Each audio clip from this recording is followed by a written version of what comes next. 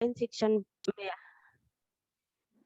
महानगर पालिका के ऑनलाइन शिक्षण में आप सभी का स्वागत है।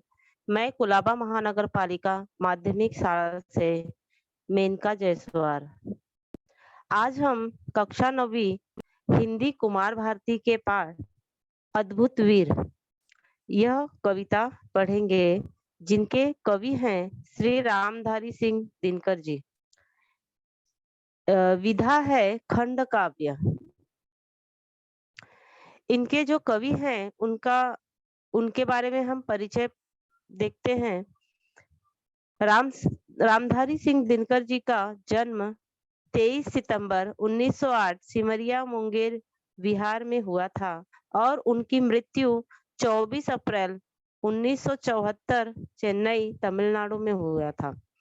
रामधारी सिंह दिनकर जी अपने युग के प्रखरतम कवि के साथ साथ सफल और प्रभावशाली गद्य लेखक भी थे। उन्होंने निबंध के अतिरिक्त डायरी, संस्मरण, दर्शन एवं ऐतिहासिक तथ्यों के विवेचन भी लिखे हैं। रामधारी सिंह दिनकर एक ओजस्वी राष्ट्रभक्ति के ओतप्रोत कवि के रूप में जाने जाते थे। उनकी कविताओं में छायावादी युग का प्रभाव होने के कारण श्रृंगार के भी प्रभाव मिलते हैं। रामधारी सिंह दिनकर जी हिंदी के प्रमुख लेखक, कवि व निबंधकार थे। वीर रस के कवि के रूप में भी स्थापित हैं। दिनकर जी स्वतंत्रता पूर्व एक विद्रोही कवि के रूप में स्थापित हुए और स्वतंत्रता के बाद राष्ट्र कवि के नाम से जाने गए। वे छायावादोत्तर कवियों की पहली पीढ़ी के कवि थे। एक और उनकी कविताओं में ओज, विद्रोह, आक्रोश और क्रांति की पुकार है, तो दूसरी ओर कोमल श्रृंगारिक भावनाओं की अभिव्यक्ति है। इन्हीं की पुकार है। इन्हीं की दो प्रवृत्तियों का चरम उत्कर्ष हमें उनकी कुरुक्षेत्र और उर्वशी नामक कृतियों में मिलता है। उन्होंने सामाजिक और आर्थिक समानता और शोषण के खिलाफ कविताओं की रचना की। एक प्रगतिवाद और मानवतावादी कवि के रूप में उन्होंने ऐतिहासिक पात्रों और घटनाओं को ओजस्वी और प्रखर शब्दों का ताना बाना दिया। उनकी महान रचनाओं में रश्मि रथी और परशुराम की प्रतीक्षा शामिल है। उर्वशी को छोड़कर दिनकर की अधिकतर रचनाएं वीर रस से ओतप्रोत है। भूषण के बाद उन्हें वीर रस का सर्वश्रेष्ठ कवि माना जाता है। उनकी कुछ प्रमुख कृतियां जो हैं इस प्रकार हैं। कुरुक्षेत्र, रश्मि रथी, उर्वशी ये खंड काव्य है। इसी रश्मि रथी में से एक कविता जो है अद्भुत वीर, ये हम लोग आज पढ़ेंगे। टेसु राजा, अड़े अड़े बाल साहित्य, परशुराम की प्रतीक्षा, रेणु, नील कुसुम आदि काव्य संग्रह, संस्कृति के 4 अध्याय, चेतना की शिखा, रेती के फूल आदि निबंध, वट पीपल संस्मरण, देश विदेश मेरी यात्राएं, यात्रा वर्णन, आत्मा की आंखें अनुवाद। अभी देखिए, इस पाठ को इस कविता को पढ़ने के पहले हमें पहले इसके पार्श्वभूमि के बारे में भी जानना है, क्योंकि अगर हम इसके पार्श्वभूमि को जानेंगे तभी हमें इसकी जो कविता है वो समझ में आएगी। ये एक रश्मि रथी से लिया गया है। तो यह कविता रामधारी सिंह दिनकर जी के कलम से निकले हुए रश्मि रथी अर्थात रथी का जो अर्थ होता है उसका अर्थ होता है सूर्य की सारथी, यानी सूर्य के रथ पर सवार।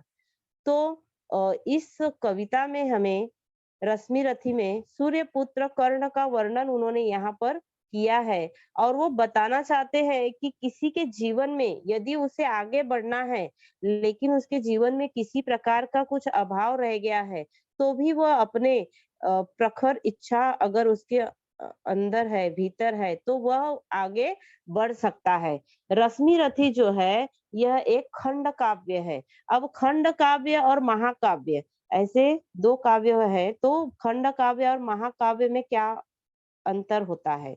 जैसे कि देखिए आप रामचरितमानस के बारे में सुने हैं, तो वो रामचरितमानस जो है वो महाकाव्य है। उसमें हमें जो जिसके बारे में बताया गया है, उनके जीवन से जुड़े हुए जितने भी लोग हैं, उनका भी वर्णन वहाँ पर कहीं न कहीं किया जाता है। लेकिन जो खंड काव्य होता है, उसमें हमें एक व्यक्ति के जीवन के ही उतार-चढ़ाव को उसमें हमें बताया जाता है। इसके कुल 7 सर्ग हैं, जिसमें से पहला सर्ग जो है, वो है अद्भुत वीर, रश्मि रथी का ये पहला सर्ग है, अद्भुत वीर। तो इसमें रामधारी सिंह दिनकर जी ने यहाँ पर जो कर्ण के बारे में उन्होंने हमें बताया है, कर्ण का वर्णन किया है, महानतम धनुर्धारी, महानतम दानवीर, सूर्यपुत्र, कर्ण का वर्णन हमें यहाँ पर इस कविता में देखना है। तो अभी हम इसके थोड़ी-सी एक कहानी जान लेते हैं कर्ण के बारे में। अभी आप लोगों ने महाभारत तो देखा होगा। महाभारत में हमें आपने नाम भी सुना होगा कुंती। कुंती जो कि पांडवों की माँ थी, वे उस समय की बात है जब वो कुँवारी थी और उनका विवाह नहीं हुआ था। पांडु से उनका विवाह नहीं हुआ था, ये उस समय की बात है। उनके घर में एक ऋषि आते हैं जिनका नाम है दुर्वासा ऋषि। वे जब उनके घर में आते हैं तो रानी कुंती जो है वो उनकी खूब देखभाल करती है, खूब सेवा करती है।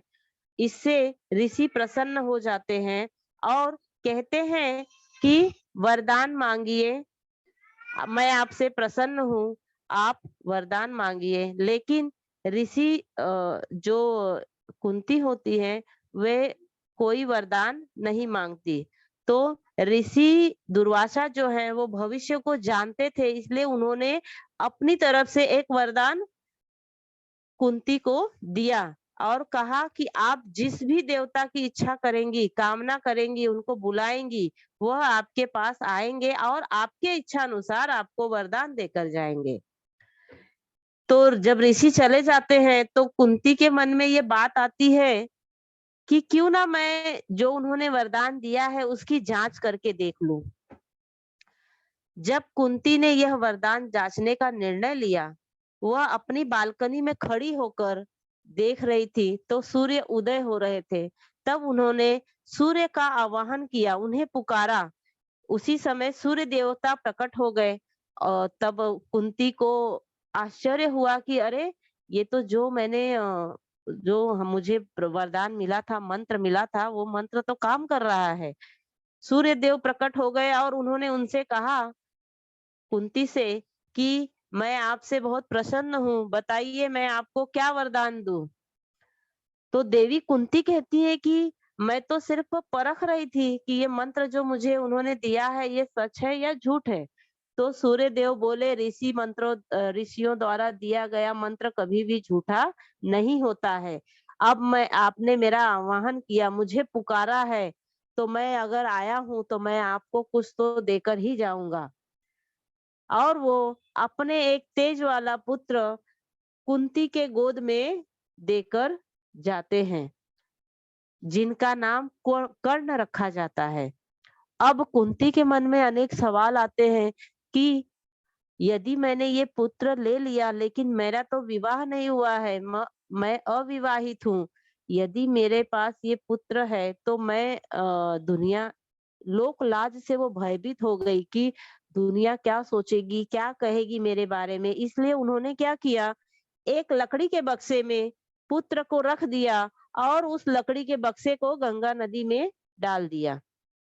सोचा कि जिसको भी मिलेगा वो अच्छे से उन्हें उनका पालन पोषण कर लेगा। अगर मैं इससे मेरा क्या होगा कि मैं बदनामी से बच जाऊंगी और लोग मेरा मजाक नहीं उड़ाएंगे। क्या कहेंगे कुछ जो समाज के लोग हैं, वो यदि मैं इस बालक को रख लेती हूँ तो क्या कहेंगे। इसलिए देवी कुंती ने अपने नवजात शिशु को पिटारी में बंद करके गंगा नदी में बहा दिया।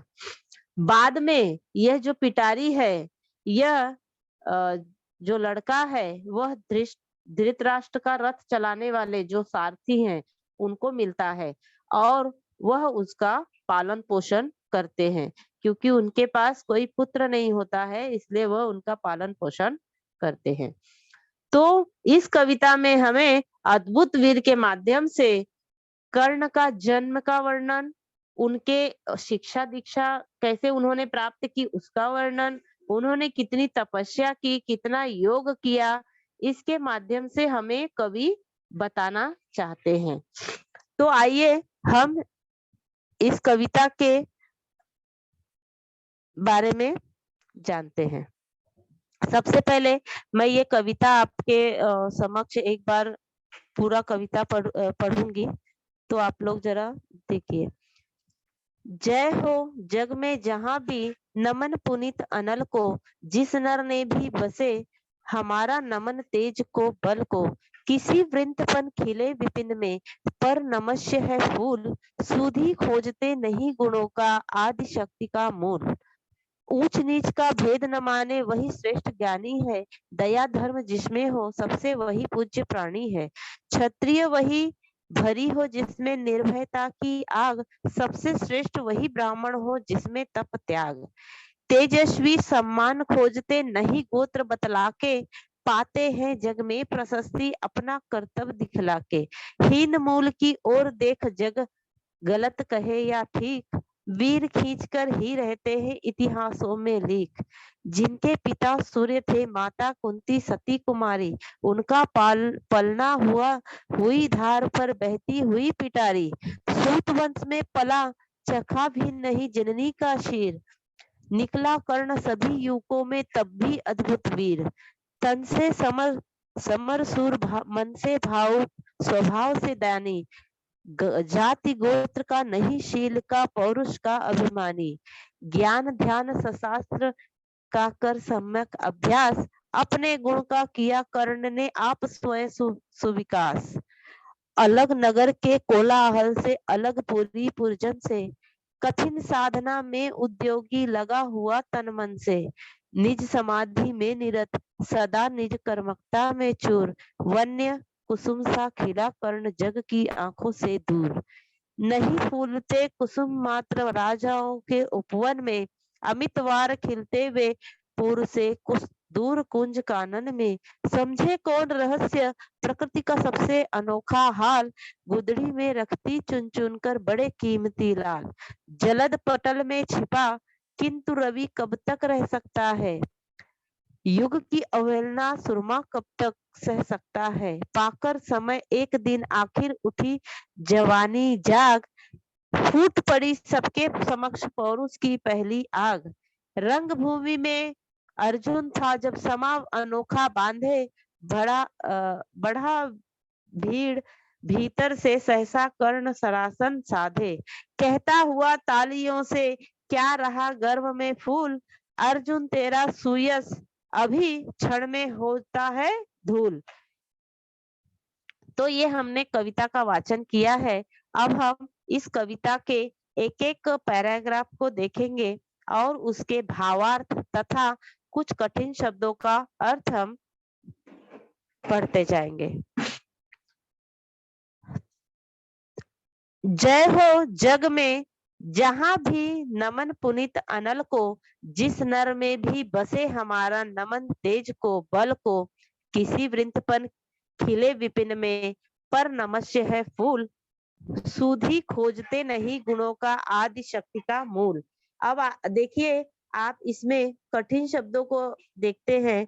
तो पुनीत का अर्थ होता है पवित्र, अनल जो है इसका अर्थ है अग्नि, वृंत फूल का डंठल, विपिन जो है इसका अर्थ है जंगल, आदि का अर्थ होता है प्रारंभ, मूल का अर्थ होता है जड़।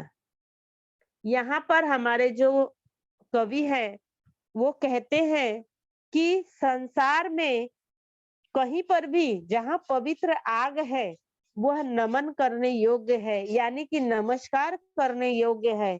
और इस संसार में जिस भी पुरुष में भी तेज है, उसमें बल है, वो भी नमस्कार करने योग्य है।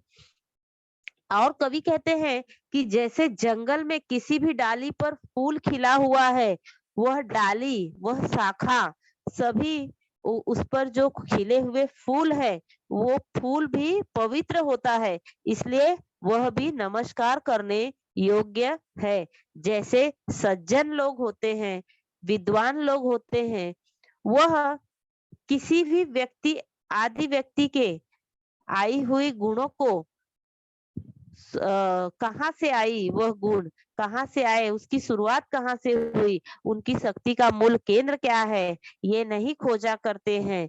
ऐसे ही विद्वान लोग जो होते हैं, वो किसी के गुण को न खोजते हुए अपने कार्यों को करते रहते हैं। तो कवि ने हमें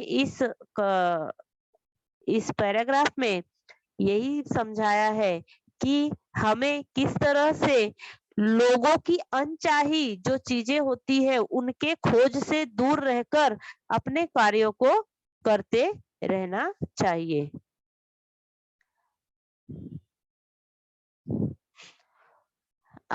ऊंच नीच का भेद न माने वही श्रेष्ठ ज्ञानी है, दया धर्म जिसमें हो सबसे वही पूज्य प्राणी है, क्षत्रिय वही भरी हो जिसमें निर्भयता की आग, सबसे श्रेष्ठ वही ब्राह्मण है जिसमें तप त्याग। अब देखिए यहाँ पर जो कठिन शब्द है, उसमें श्रेष्ठ शब्द उत्तम, श्रेष्ठ का अर्थ होता है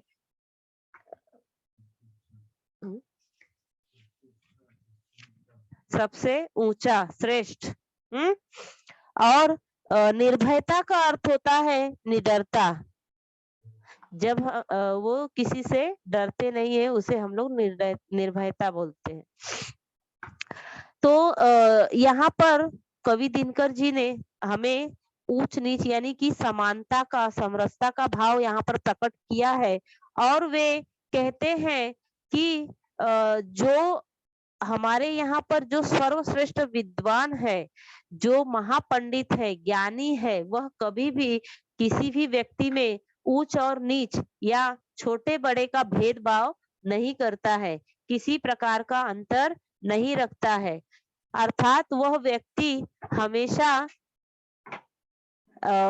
इस समाज में, हमारे समाज में जो होता है, वो पूजनीय होता है, क्योंकि वह किसी प्रकार का भेदभाव नहीं करता है, उसके भीतर दया और धर्म की भावना होती है, वो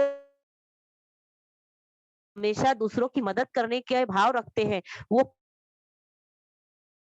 ऐसे लोगों के लिए वे अपना कर्म करते रहते हैं कि जो व्यक्ति ऐसे व्यक्ति जो है वो पूजा करने के योग्य होते हैं, उनकी हमें पूजा करनी चाहिए। उनके मन में दया धर्म की भावना होती है लोगों के लिए।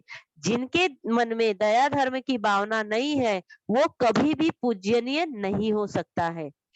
इसी तरह से उन्हें क्षत्रिय के बारे में बताया है कि असली मतलब श्रेष्ठ क्षत्रिय वही होता है जो कि हमारा बिना किसी डर से लोगों की रक्षा करे, उनके मन में किसी भी प्रकार का भय या किसी भी प्रकार का डर ना हो, और वो अपने जो उनके लोग हैं, प्रजा है, उनकी रक्षा करे, तभी वह क्षत्रिय कहलाएगा।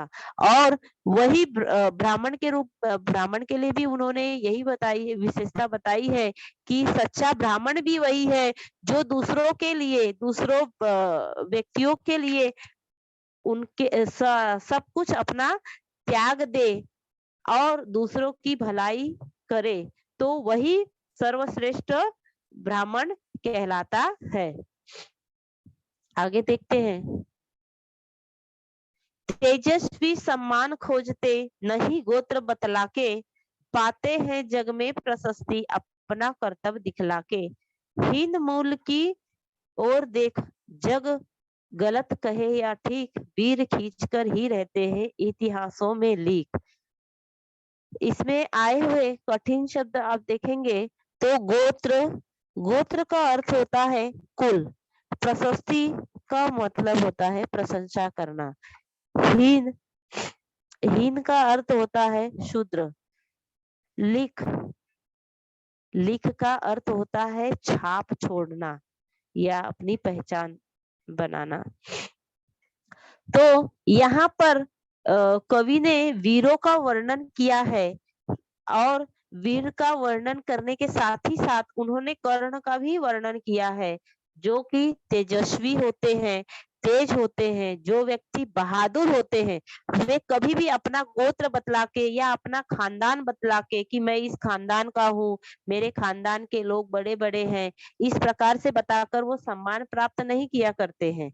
जैसे आप लोगों ने सुना होगा कबीर जी की एक दोहा है कि बड़े बड़ाई ना करे, बड़े न बोले बोल, रहीमन हीरा कब कहे लाख टका है मोल। उसी तरह से जो वीर होते हैं उन्हें अपने खानदान अपने कुल की बड़ाई करके अपने वीरता के बारे में बतलाने की जरूरत नहीं होती है, या उनके पुराने बातों को बताकर अपना खुद सम्मान प्राप्त करना नहीं होता है, बल्कि वे जो सच में वीर होते हैं वो अपने कार्यों को करते हैं, अपने कर्म करते हैं और अपने कर्मों द्वारा ही वो सम्मान प्राप्त करते हैं।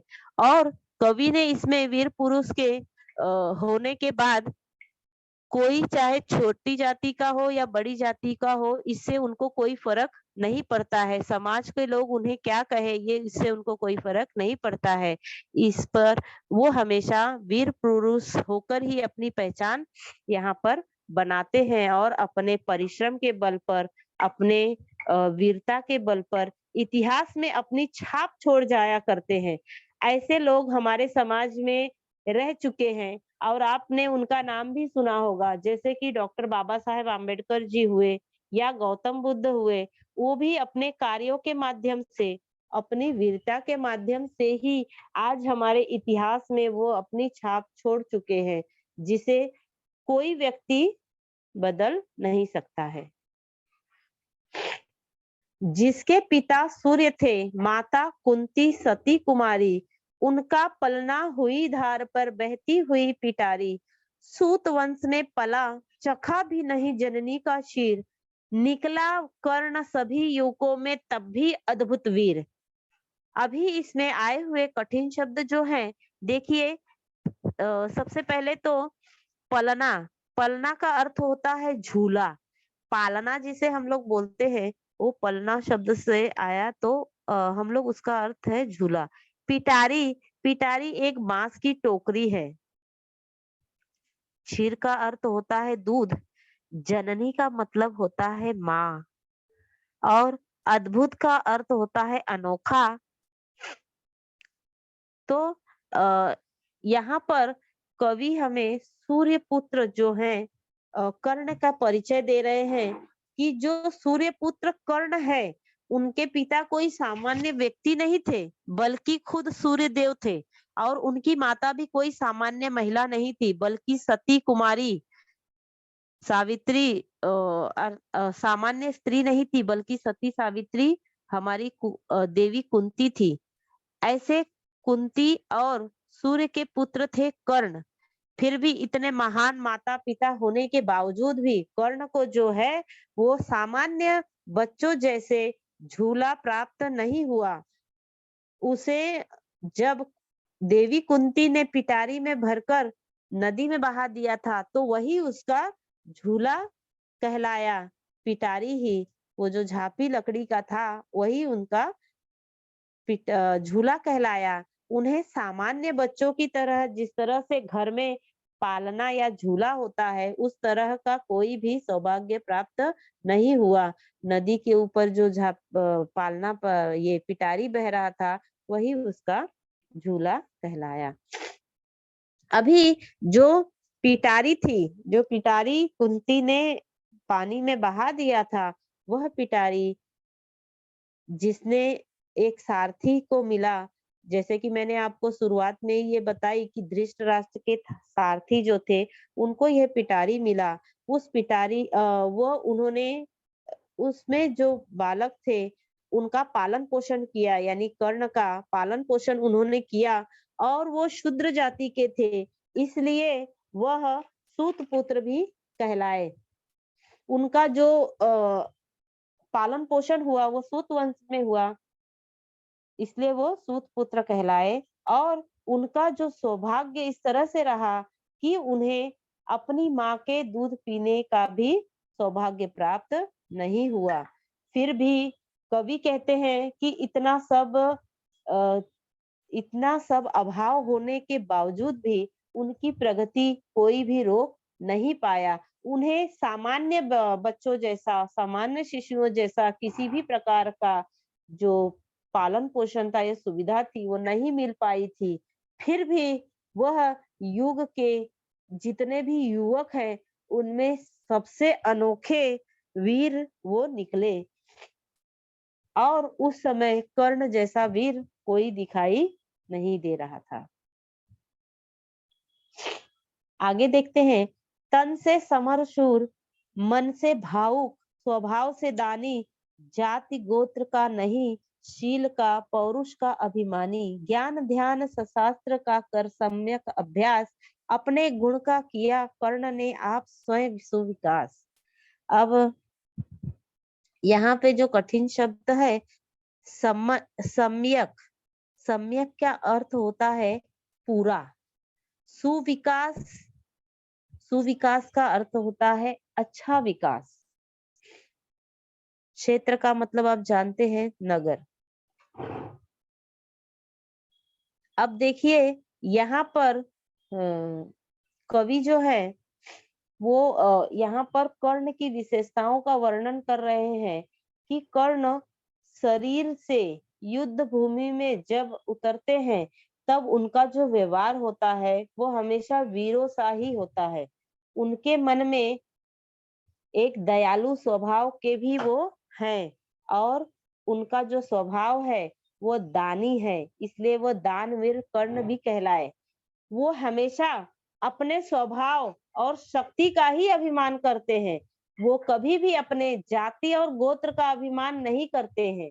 कवि यहाँ पर ये बतलाते हैं कि इस तरह के कर्ण के भीतर उनके गुणों का जो विकास उन्होंने किया है वो खुद उन्होंने उस समय जो उनके समय के शिशु थे, बालक थे, उनके लिए अलग बहुत सारे गुरु थे वहां पर, जो कि एक से बढ़कर एक गुरु उनको मिले थे, लेकिन इनके पास गुरु नहीं थे।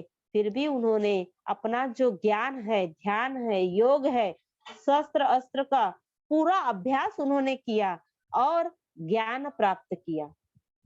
उनके अंदर जितने भी गुण समाहित थे वो उनके गुणों का उन्होंने खुद खुद से विकास उन्होंने अपने गुणों का किया।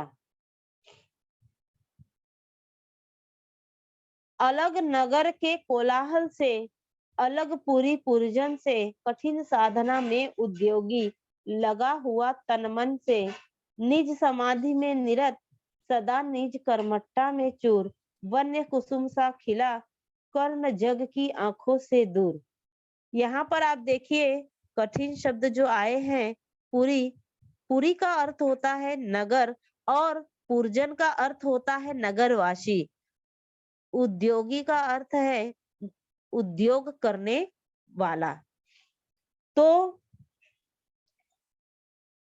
कवि का कहना है कि कर्ण जो थे उन्होंने अपना जो ये स्वयं स्वयं विकास किया, ये अपने नगर से दूर रहकर, अपने नगर वासियों से दूर रहकर उन्होंने कठिन साधना की है। उनके तन मन से वह यह साधना कर रहे थे और यह कार्य करने के लिए उनको, जब व्यक्ति जो है अपने मन से पूरी लगन से जब कोई कार्य करता है तो उस व्यक्ति को सफलता अवश्य मिलती है। तो उसी तरह से जो कर्ण थी उनकी विशेषता यही रही है कि उन्होंने हमेशा अपना जो साधना में वो हमेशा लगे रहते हैं थे। हम चाहे उनके अगल बगल कोई भी कुछ भी हो रहा है उससे उनको किसी भी प्रकार का फर्क नहीं पड़ता है या उनका ध्यान उस पर नहीं जाता है। वे अपने कर्म में लगे रहते थे, डूबे रहते थे। जिस तरह से अगर जंगल में कोई फूल खिला है, वह फूलों वो फूल जो है लोगों से दूर होकर खिला हुआ है, जंगल में खिला हुआ है, लेकिन फिर भी वह फूल जो है वह नमस्कार करने योग्य होता है। उसी तरह से कर्ण भी अपने पूरी पुरजन यानी नगर और नगर वासियों से दूर रहकर भी, उनकी आंखों से दूर रहकर भी जंगली फूल की तरह खिल उठे और वो वीरता से भरे हुए थे। नहीं फूलते कुसुम मात्र, राजाओं के उपवन में, अमित बार खिलते वे पुर के दूर कंजन कानन में। समझो कौन रहस्य प्रकृति का बड़ा अनोखा हाल, गुदड़ी में रखती चुन चुन कर बड़े कीमती लाल। अब यहाँ पर कठिन शब्दों को हम देखेंगे। कुसुम का अर्थ होता है फूल, उपवन मतलब बगीचा, अमित, अमित का अर्थ होता है असंख्य, अनेकों बार। अभी देखिए यहाँ पर हमें कवि कहते हैं कि केवल राजाओं के बगीचे में ही सुंदर फूल नहीं खिला करते, बल्कि हमें नगर से दूर जब हम लोग जंगल में जाएंगे, झाड़ियों में देखेंगे, तो वहां पर भी हमें सुंदर फूल दिखाई देते हैं। प्रकृति प्रकृति के भेद को प्रकृति भी आज तक नहीं समझ पाई है, या हम कभी भी नहीं समझ सकते कि प्रकृति का कैसा खेल होता है, कितना विचित्र खेल होता है प्रकृति का। उसी तरह से कई बार गरीब कुल में भी किसी अच्छे होनहार व्यक्ति का जन्म होता है। ये हमारे प्रकृति की देन है। प्रकृति ने एक होनहार बालक का जन्म जो है वो हमारे जो सारथी थे उनके यहाँ पर उनका पालन पोषण किया गया। जलद पटल में छिपा किंतु रवि कब तक रह सकता है, युग की अवहेलना सुरमा कब तक सह सकता है, पाकर समय एक दिन आखिर उठी जवानी जाग, फूट पड़ी सबके समक्ष पौरुष की पहली आग।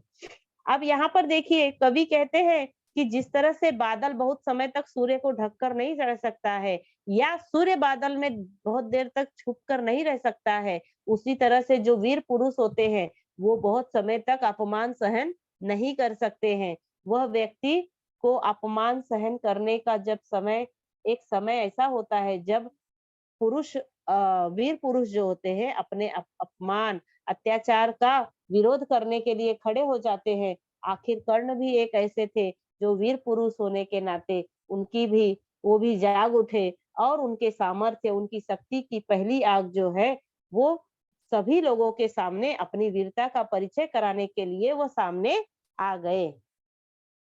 रंगभूमि में अर्जुन था जब समा अनोखा बांधे, बढ़ा भीड़ भीतर से सहसा कर्ण सरासन साधे, कहता हुआ तालियों से क्या रहा गर्व में फूल, अर्जुन तेरा सुयस अभी क्षण में होता है दूर। जब रंगभूमि में अर्जुन अपनी वीरता का प्रदर्शन कर रहे थे तभी वहां पर जो कर्ण आते हैं वो अपने उनको बोलते हैं कि धनुर्विद्या कि वहां पर जो भीड़ है, भीड़ को चिरते हुए वो आगे आते हैं और अपने धनुष बाण को आगे साधे हुए कहते हैं कि हे अर्जुन, आज जो प्रशंसाओं पे इतना गर्व महसूस कर रहे हो, उन तालियों से आप इतना गर्वित मत हो जाइए। आपको जो यश मिल रहा है, यदि मैं इस रंगभूमि में उतरता हूँ तो मैं अभी तुम्हारा जो गर्व है उसको धूल में मिला दूंगा, यानी मिट्टी में मिला दूंगा।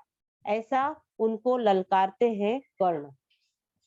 तो यहाँ पर हमारा जो ये कविता है ये समाप्त होता है और हमें उनकी बहादुरी के बारे में इस तरह से इस रश्मि रथी जो भाग 1 है उसमें अद्भुत वीर कर्ण जो है उनका परिचय हमें दिया गया है। इसमें हमने पूरे कविता में उनके चरित्र के बारे में, वो कितने तेजवान थे, कितने वीर थे, इसके बारे में हमने पढ़ा। और आगे हमें इस कविता से जो सीख मिलती है उसको देखते हैं। कर्ण चरित्र के उद्धार की चिंता इस बात का प्रमाण है कि हमारे समाज में मानवीय गुणों की पहचान बढ़ाने वाली है। कुल और जाति का अहंकार विदा हो रहा है। यानी आप सभी जानते हैं कि पहले हमारे यहाँ पर जाति पाति का बहुत ही ज्यादा यहाँ पर भेदभाव था, लेकिन जो कि समय के साथ साथ खत्म होते जा रहा है। आगे मनुष्य केवल उसी पद का अधिकारी होगा जिसके लिए वो काबिल है, सामर्थ्य है, और उस पद का नहीं जिसके वो जिनके माता पिता वंशज के रूप में उनको देते हैं, ऐसा हमारे यहाँ पर वो प्रथा जो है वो समाप्त हो रही है। इसी प्रकार व्यक्ति अपने निजी गुणों का कारण उनको जो प्राप्त हो रहा है सम्मान अधिकार, वो उनके गुणों के कारण ही हमारे यहाँ पर ये सम्मान जो है उन्हें प्राप्त हो सकता है। ठीक है सर।